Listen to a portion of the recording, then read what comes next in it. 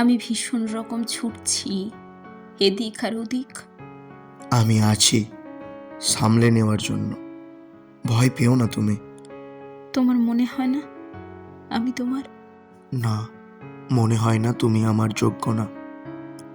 আমার তো বরাবরই মনে হয় তোমার থেকে বেশি যোগ্য আমার জন্য কেউ নয়। কিছুটা হলেও আমি তোমার যোগ্য নই, কারণ আমি তোমাকে মানসিক শান্তি দিতে পারছি না। তোমাকে প্রতিদিন শব্দে বোঝাতে হচ্ছে আমি আছি।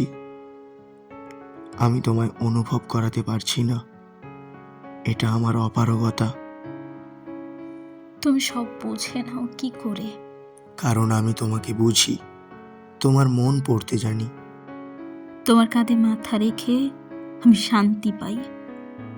তোমার মতো কেন আমায় কেউ বোঝে না, ভালোবাসে না?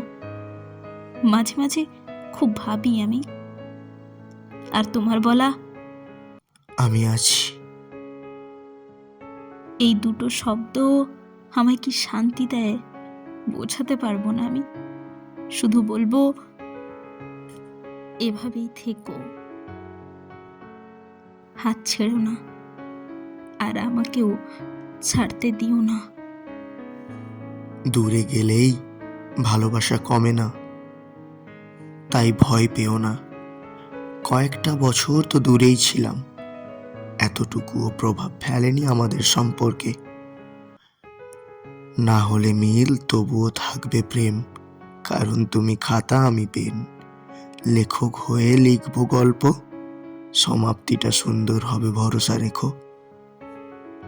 আমার প্রতি ভীষণ প্রেম নিয়ে তুমি কবি হয়ে গেলে নাকি? তবে তোমার মতো গুছিয়ে বলতে পারবো না আমিও তোমায় ভীষণ রকম ভালোবাসি।